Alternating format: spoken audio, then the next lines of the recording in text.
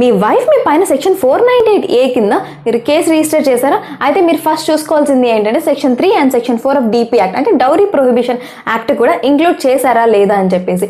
ఎందుకంటే మీరు కేసు జరుగుతుండగానే మీరు కాంప్రమైజ్ అయిపోయి కేసు విత్డ్రా చేసుకోవాలి అనుకుంటే ఈ సెక్షన్ 3 అండ్ సెక్షన్ 4 కూడా ఇంక్లూడ్ చేసినట్లయితే మీరు విత్డ్రా చేసుకోవడానికి లేదు, మీరు హాస్టల్ అవ్వాల్సి వస్తుంది.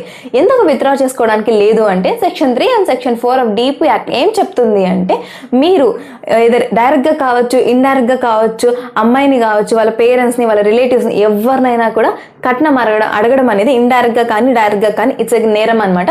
దానికి గాను ఫైన్, ఒకవేళ అది గ్రీవియస్ అఫెన్స్ అయితే ఇంప్రిజన్మెంట్ కూడా ఉంటుంది. ఇప్పుడు మీరు సెటిల్ చేసుకున్నట్లు అయితే ఖచ్చితంగా కోర్టు దాన్ని కొట్టేయడానికి రాజీ అవ్వడానికి కుదరదు, ఖచ్చితంగా మీకు ఫైన్ వేయాల్సి వస్తుంది. ఇట్ మీన్స్ మీరు నేరం చేశారు అని చెప్పేసి మీరే ఒప్పుకున్నట్లు అవుతుంది. కాబట్టి మిమ్మల్ని ఈ యొక్క కేసు విత్డ్రా చేసుకోకుండా హాస్టల్ అవ్వమని చెప్పేసి కోర్టు అనే సజెషన్ ఇస్తుంటారు.